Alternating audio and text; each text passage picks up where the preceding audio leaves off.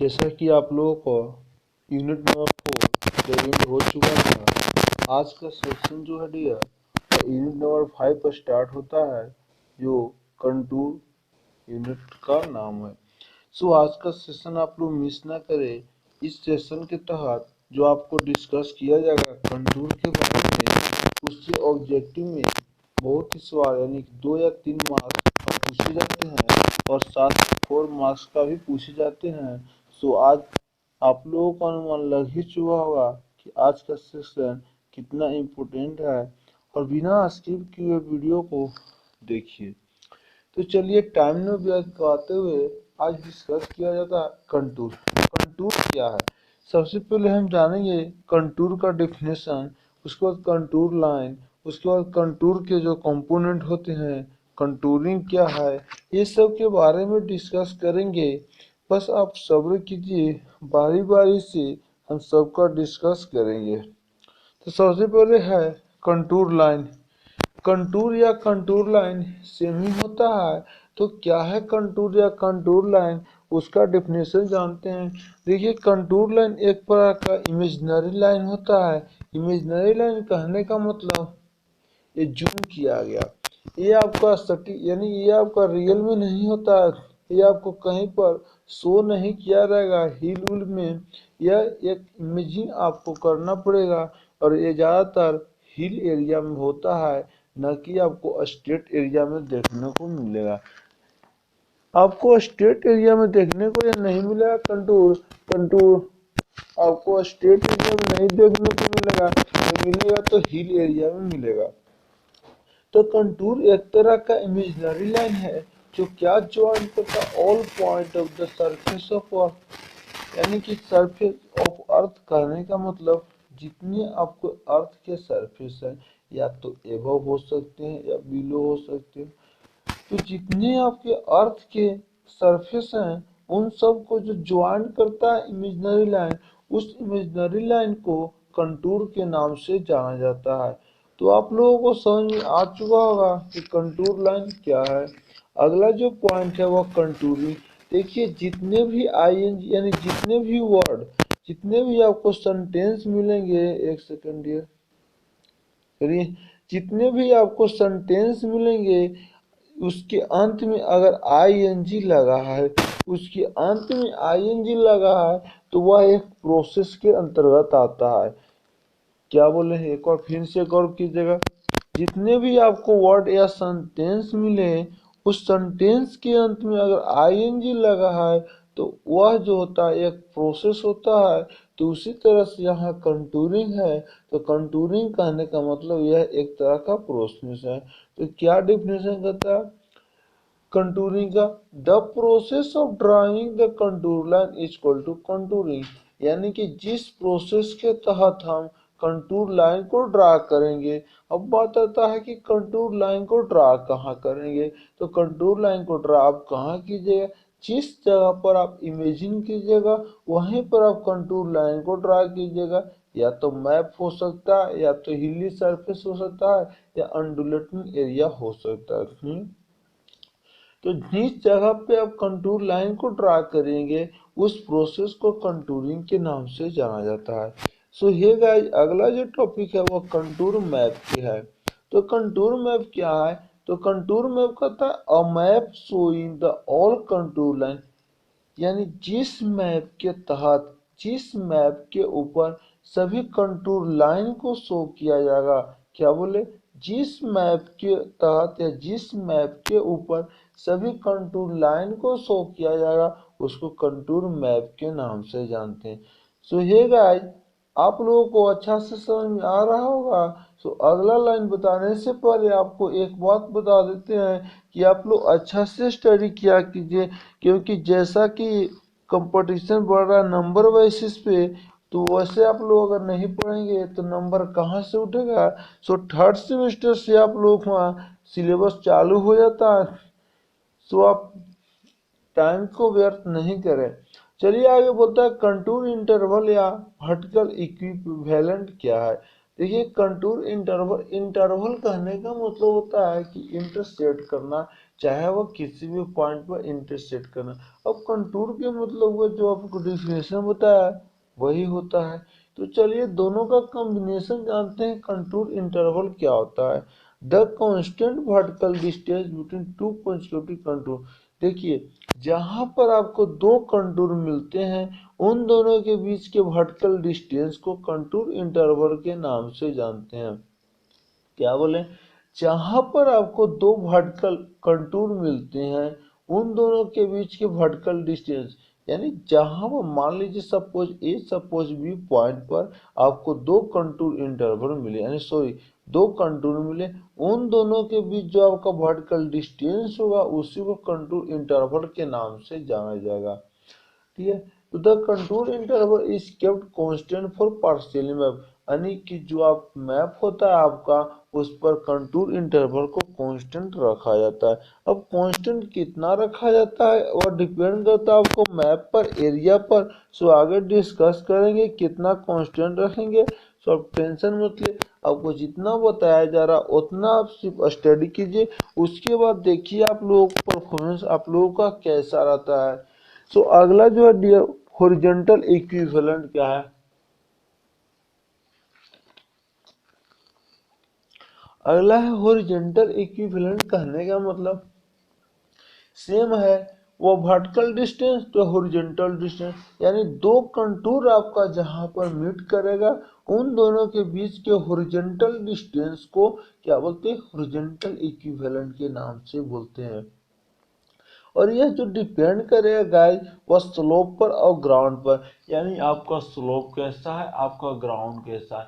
Slope कैसा है तो कर्व, यानी कि आपका कर्व कैसा है, आपका ग्राउंड कैसा है, कि सरफेस है कि अनसरफेस है, कि लेवल सरफेस है कि अनलेवल सरफेस है, वह डिपेंड करेगा आपका सरफेस पर और स्लोप पर। सो नेक्स्ट जो टॉपिक है डियर वह यह है कंटूर ग्रेडियंट। ग्रेडियंट कहने का मतलब देखिए, ग्रेडियंट एक तरह का स्लोप ही होता है और स्लोप को हम tan थीटा से डिनोट करते हैं। चलिए डिफिनेशन जानते हैं कंटूर ग्रेडियंट का। ये बोलता है the constant slope between two consecutive contour with horizontal is equal to contour gradient. Contour gradient जो है वैसा डिस्टेंस जो कांस्टेंट स्लोप, यानी कि आपका स्लोप देखिए, एक सेकंड, दो जहां पर दो कंटूर आपको मिलेंगे, समझिए इस बात को, जहां पर दो कंटूर आपको मिलेंगे उन दोनों के बीच के स्लोप को कांस्टेंट रख दिया जाए। क्या बोले? जहां पर आपको दो कंटूर मिलेंगे उन दोनों के बीच के स्लोप को कांस्टेंट रख दिया जाए और उन दोनों के बीच के जो स्लोप बनेगा और हॉरिजॉन्टल के रिस्पेक्ट में उसको ही कंटूर ग्रेडियंट कहते हैं। मैं समझता हूँ आपको यह समझ में नहीं आया होगा, थोड़ा सा डिफिनेशन टफ है। टफ क्या मतलब टेढ़ा लैंग्वेज है, लेकिन बहुत ही इजी, आप एक बार समझ जाएंगे आपको हमेशा के लिए याद रहेगा। देखिए कुछ नहीं समझना, कंटूर ग्रेडियंट क्या है। देखिए ये जरूरी नहीं होता है कि जो हम यहाँ पर बता रहे हैं आपको, जो नोटिस कराया गया है उसी को यानी कि हूबहू आपको एग्जाम में लिखना, ये मैटर नहीं करता। मैटर करता है कि आप कितना समझे हो, आप समझ गए हो अपने से भी लैंग्वेज बना सकते हो। चलिए जानते हैं कंटूर ग्रेडियंट क्या है। देखिए, जहां पर आपके दो कंटूर मिलते हैं, कंज्यूटिव कंटूर मिलते हैं, उन दोनों के बीच के स्लोप को कांस्टेंट रख दिया जाए और किसके रिस्पेक्ट में? तो कंटूर लिया जाए हॉरिजॉन्टल के रिस्पेक्ट में, कंटूर ग्रेडियंट के नाम से जाना जाता है। और कंटूर ग्रेडियंट को tan थीटा से डिनोट किया जाता है, या ये भी बोल सकते हैं, यानी कंटूर ग्रेडियंट, जिन जिन बंदे को कंटूर ग्रेडियंट का डिफिनेशन ऊपर का याद नहीं होगा तो वो एक और डिफिनेशन याद कर सकते हैं। जो यह डिफिनेशन है क्या है, देखिए, the ratio of vertical distance to the horizontal distance. क्या बोले?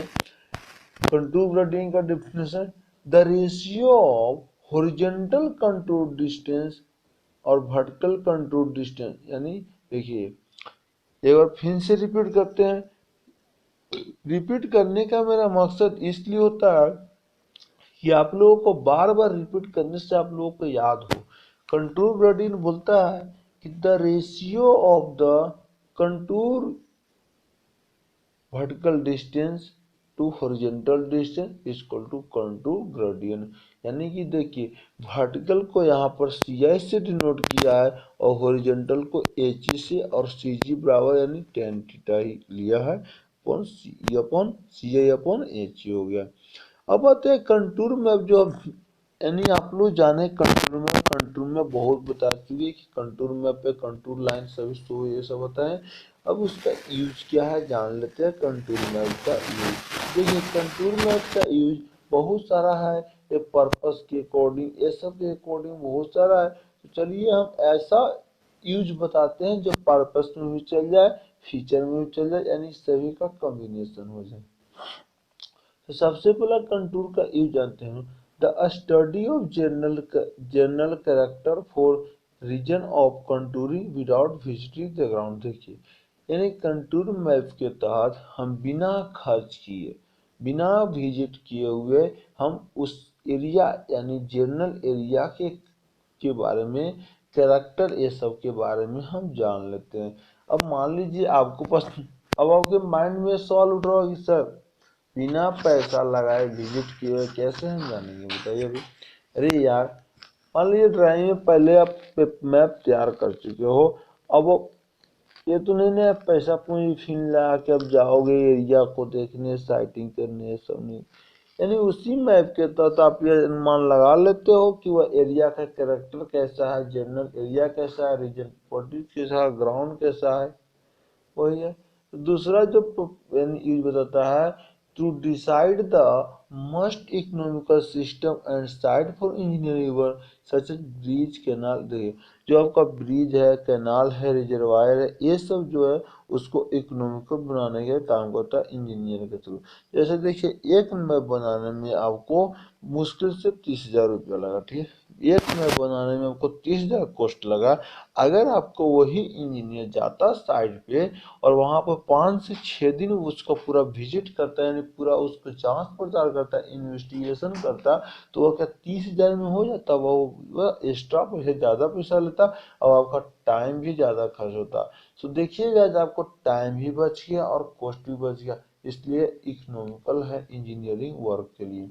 अगला जो यूज है, to compute the earthwork required cutting and filling along the alignment the project such as canal. दी है जब आपका कैनाल या रोड ये सब बनेगा तो उसमें कटिंग और फिलिंग होता है, उसमें भी कंटूर यानी कंटूर में आपका बना रहेगा। तो आपको रिक्वायर्ड होगा कि इतना हमको कटिंग करना है और इतना ही फिलिंग करना है। अगर आपको मैप नहीं दिया रहेगा तो कैसे आप कटिंग कर पाओगे और कैसे आप फिलिंग कर पाओगे। मान लीजिए आपको कटिंग करना था 2 मीटर डेप्थ तक, आपने कटिंग किया 3 मीटर डेप्थ तक, तो देखिए जो 1 मीटर डेप्थ एक्स्ट्रा वर्क हुआ, क्या आपका जो वर्कर वर्क करेगा वह कॉस्ट नहीं लेगा, कॉस्ट लेगा ही लेगा। तो इस तरह से वह इकोनॉमिक भी हो सकता है डियर, इसलिए वह एक यूजफुल है, सुटेबल है कंट्रोल में अर्थवर्क यानी एक्सक्लावेशन यानी कि ये सब के लिए। अगला जो देखिए, टू ट्रेस एंड ट्रेस की मीन्स होता ड्रा और contour gradient for road and railway. देखिए रोड मैप के थ्रू हम रोड या रेलवे पर रोड ग्रेडियंट को ड्रा कर सकते हैं। अब माइंड में यह भी सवाल आ रहा हो कि रोड ग्रेडियंट कैसे ड्रा हो। मान लीजिए आपके मैप पे शो किया रहा है कि ये इस सेंटर से इतना डिस्टेंस पर ग्रेडियंट है, तो आप जाइएगा मैप लेकर उसके थ्रू ड्रा कर लीजिएगा।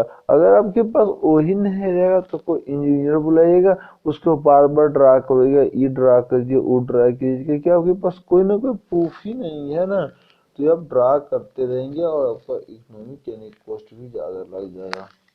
आइए पढ़ते हैं अगला। To calculate the water capacity for an reservoir approximate. Contour map के थ्रू हम रिजर्वायर या कैनाल में कितना वाटर स्टोरेज होगा इसकी प्रोपर्टी हम जानते हैं। अब आता है कैसे हम जान पाएंगे। देखिए कंटूर किसी भी अगर एरिया का हमको कैपेसिटी ज्ञात करना है तो हमको क्या चाहिए, वॉल्यूम चाहिए।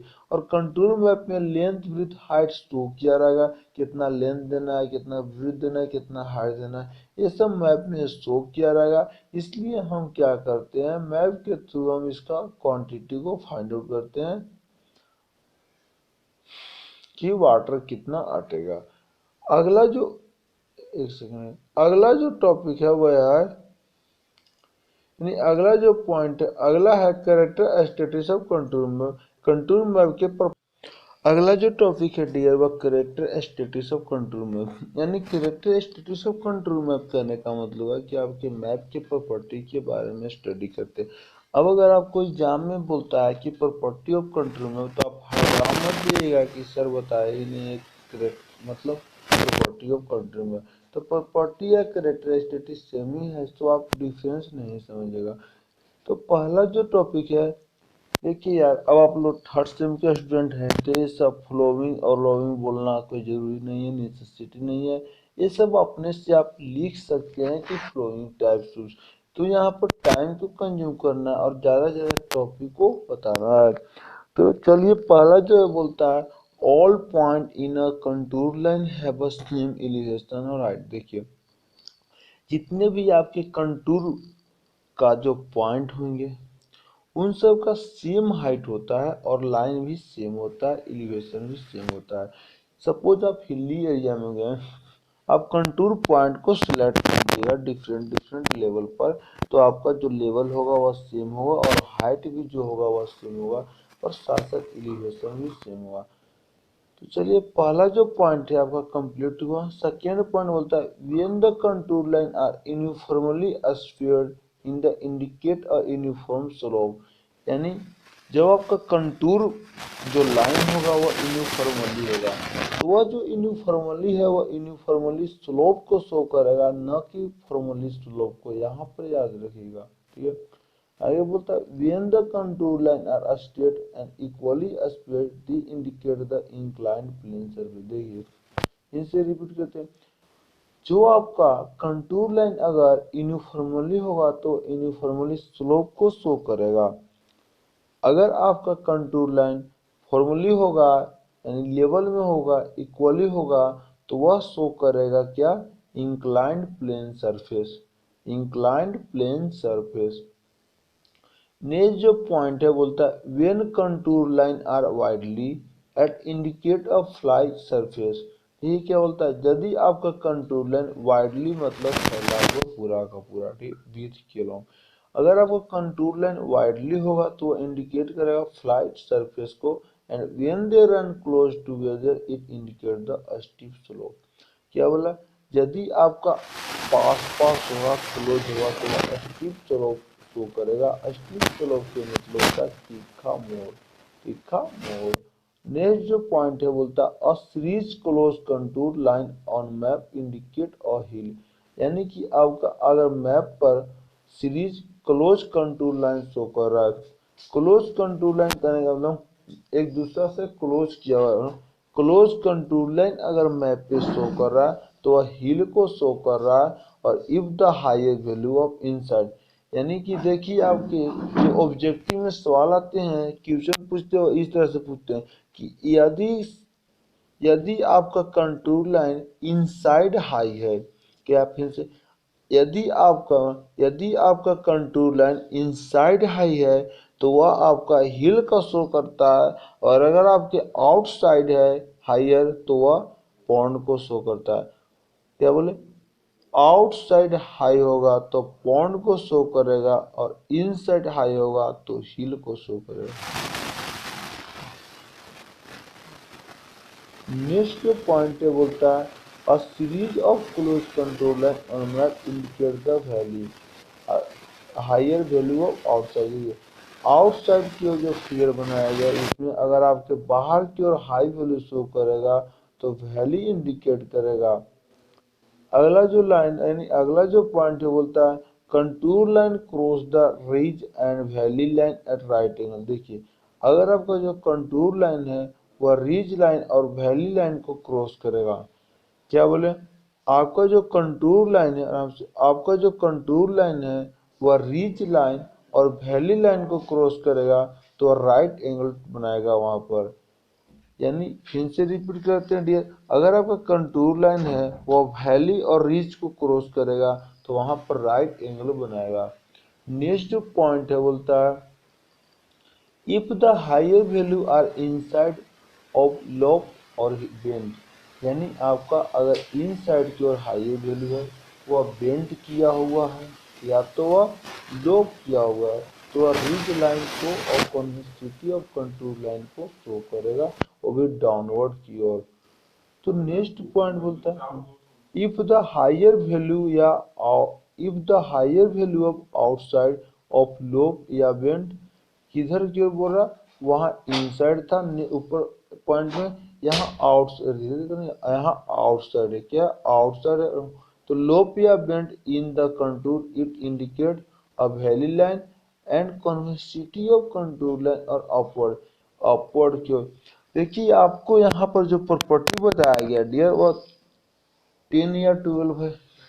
तो आप अगर आपको 4 मार्क्स में पूछते हैं तो आप इतना लिख देते तो आपको सफिशियंट नंबर देगा। आगे बोलता है the contour allow become close either with in outside of the mad. इस तरह से आपका जो था वो आपका प्रॉपर्टी द एंड हो चुका। अगला बोलता है contour interval depend upon following factor. जैसे देखिए कोई भी अगर पर्सन है डियर वह किसी न किसी पर डिपेंड करता है। सपोज आप एक स्टूडेंट है तो डिपेंड करते हैं आप पेरेंट्स पे कि पेरेंट्स की अनुमति क्या है, पेरेंट्स आपको कितना पैसा यानी खर्चा उर्चा देते हैं आपको स्टडी रिलेटेड। तो उसी तरह से जो कंटूर इंटरवल है वो भी डिपेंड करता है कुछ कुछ पार्ट पे जो हम यहाँ डिस्कस करेंगे। सबसे पहला होता है स्केल ऑफ द मैप, यानी स्केल ऑफ द मैप पर पहला कंटूर इंटरवल डिपेंड करेगा। तो जानते हैं पारा पर यानी एक एक करके हम डिस्कस करते हैं। सबसे पहले स्केल ऑफ मैप के बारे में जानते हैं क्या। Contour interval inversely proportional on the map. देखिए जो कंटूर इंटरवल होता है वो मैप का इनवर्सली प्रोपोर्शनल होता है। इनवर्सली कहे तो अपोजिट होता है, ठीक है, इनवर्सली प्रोपोर्शनल होता है। दैट इज कहने का मतलब अगर आपका स्केल लार्जर वैल्यू देता है तो आपका मैप जो है वो स्मॉल वैल्यू देगा। अगर आपका मैप लार्जर व्यू देता है तो स्केल स्मॉल व्यू देगा, क्योंकि जो स्केल है वह मैप का इनवर्सली प्रोपोर्शनल है, ठीक है। तो नेक्स्ट जो पॉइंट बोलता है नेचर ऑफ द ग्राउंड, यानी कि आपके ग्राउंड का नेचर कैसा है उस पर भी डिपेंड करेगा कंटूर इंटरवल की सरफेस है या लेवल है या अनलेवल है या अनसरफेस है। तो for flight surface contour interval should be small. Flight करने का मतलब फ्लाइट सरफेस जो होगा कंटूर इंटरवल वहाँ पर स्मॉल होगा और जो हिली सरफेस होगा वहाँ पर लार्जर होगा। हिली सरफेस के लिए लार्जर होगा, हाईली सरफेस के लिए। अगला जो पॉइंट बोलता है purpose of the map. Purpose of map कहने का मतलब कि आप मैप जो बना रहे हैं वह किस पर्पस से बना रहे हैं, कि ड्राइंग के पर्पस से ओनली फॉर, कि एस्टिमेट निकालने के पर्पस से, कि आपको यहाँ कंस्ट्रक्शन कराना है, या पर्पस पर डिपेंड करेगा मैप आप किस पर्पस से यूज करना चाहते हैं। तो contour interval largely depend upon the purpose of map. देखिए जो कंटूर इंटरवल है वह ज्यादातर डिपेंड करता है कि पर्पस ऑफ मैप पर ही, ठीक है। For a small area and design work contour interval small. क्या बोला, अगर आपका स्मॉल एरिया है, ठीक है, और अनडेवलपमेंट एरिया है तो वहां पर आपका जो मैप बनेगा वह स्मॉल बनेगा। लेकिन अगर आपका पर्पस यानी कंस्ट्रक्शन करना लार्ज है, वहां पर पॉपुलेशन एरिया है यानी अर्बन एरिया है, तो ये सब एरिया में मैप जो बनेगा वह लार्जर बनेगा। जैसे आपको रोड बनाना है, ठीक है, रेलवे बनाना है, कैनाल बनाना है, ये सब बनाना है तो आपका लार्ज मैप की आवश्यकता होगी। अगला बोलता है a contour of different elevation can not cross each other except. एक दूसरा पर डिपेंड नहीं करेगा। अगला जो पॉइंट है एक, हाँ, time and expansion of field work. आपका टाइम पर भी डिपेंड करेगा, एक्सपेंशन कितना हो रहा है फील्ड में उस पर भी डिपेंड करेगा कि आप फील्ड में वर्क कर रहे हैं उसमें एक्सपेंशन पाया गया है कि नहीं, ये सब पर डिपेंड करेगा। तो बोलता है if more time is available control interval then small. देखिए अगर आपका टाइम यानी बोले तो टाइम भी इरिवर्सली प्रोपोर्शनल होता है। टाइम अगर ज़्यादा लग रहा है तो आपका जो वर्क है वो स्मॉल है, अगर टाइम कम लग रहा है तो आपका जो वर्क है वो लार्ज है, क्योंकि एक दूसरे के अपोजिट होते हैं। But less time is available contour large. देखिए अगला जो पॉइंट जानते हैं और relation between C I for क्या होता है, C I for contour interval and scale of the map, यानी अब हम जानते हैं relation contour interval of map में। जैसा कि आप लोग जान चुके हैं कि जो कंटूर इंटरवल ऑफ मैप होता है वह एक दूसरे के इन्वर्सली प्रोपोर्शनल होता है, ठीक है। तो जानते हैं यहाँ पर क्या होता है, for generally topographical map contour interval decided from the following relation. देखिए यदि आपको टोपोग्राफिकल मतलब होता है स्थलाकृति, ठीक है, मतलब पृथ्वी के बारे में। स्थलाकृति जो मैप होता है कंटूर इंटरवल में रिलेशन को देखते हैं। देखिए कंटूर इंटरवल होता है 20 या 25 अपॉन नंबर ऑफ सेंटीमीटर पर किलोमीटर और मीटर से मल्टीप्लाई करेंगे। अब यहाँ पर 20 या 25 क्या लेंगे, देखिए जो कंटूर इंटरवल होता है 20 या 25 मीटर में होता है। अगर आपको फीट में लेना है तो 50/50 नंबर ऑफ इंच पर मीटर ले सकते हैं। देखिए ये जो फॉर्मूला है आपको ये रिमेम्बर करना पड़ेगा इससे, क्योंकि ऑब्जेक्टिव भी क्वेश्चन पूछे जाते हैं और साथ साथ सब्जेक्टिव भी पूछे जाते हैं। इसके लिए आप टेंशन रहिए, इस पर मैं न्यूमेरिकल कराऊंगा आपको फुल।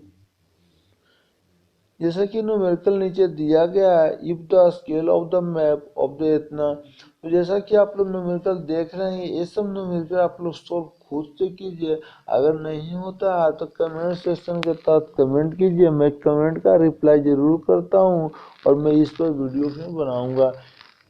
आप लोग अगर पहले आप लोग खुद मेहनत करते हैं उसके बाद कोई बताता है तो ज़्यादा याद होता है, क्योंकि उस चीज़ में आप इतना मन खर्च कर चुके हैं कि उसके लिए आप बेचैन हैं, यानी पागल की जैसा।